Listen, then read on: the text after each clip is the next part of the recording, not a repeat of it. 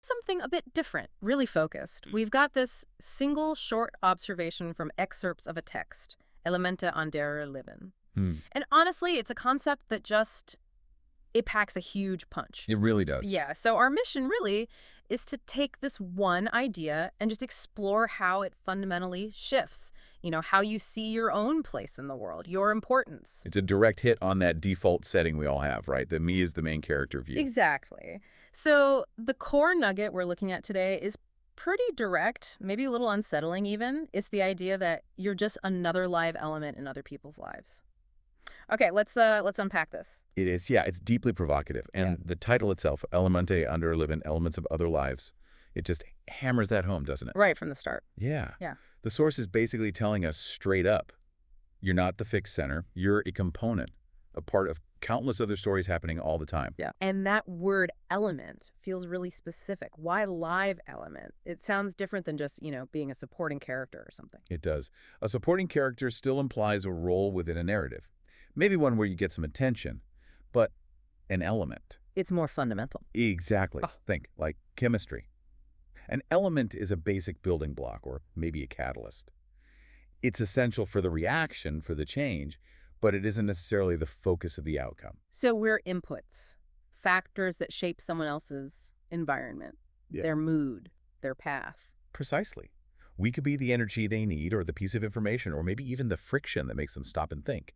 It's about our function, not our starring role. Okay, if we run with that definition then, well, where does our value come from? If we accept this view, it can't be about being the center of attention. Right. The value, according to this idea, has to lie purely in our impact, in the effect we have. Not in our perceived central position. Exactly. Think about it. If you're constantly trying to be the protagonist, the hero who has to win, that brings a lot of anxiety, right? Yeah. About control. Definitely. But if you shift, if you accept being a vital element, maybe the focus changes. Yeah. It becomes about the quality of your contribution. Are you a positive element? A constructive one? So you stop worrying about, steering the whole ship. And you focus more on being the best possible ingredient, maybe, in the lives you interact with. Okay, but here's where it gets tricky for me. If I accept that right now in this conversation, I'm just an element in your life, influencing your thinking, doesn't that kind of diminish my own stuff, my own goals and struggles? Why push for my own ambitions if I'm just, background material? But that's the key challenge, isn't it? The source doesn't say your ambition is pointless. It sort of reframes its purpose. How so? Maybe your primary role is to contribute quality to others' trajectories. Your ambition, your drive, that's the source of the energy that lets you be a powerful element, not a passive one. Okay. So ambition fuels the quality of the element I am. Could be. Think about work.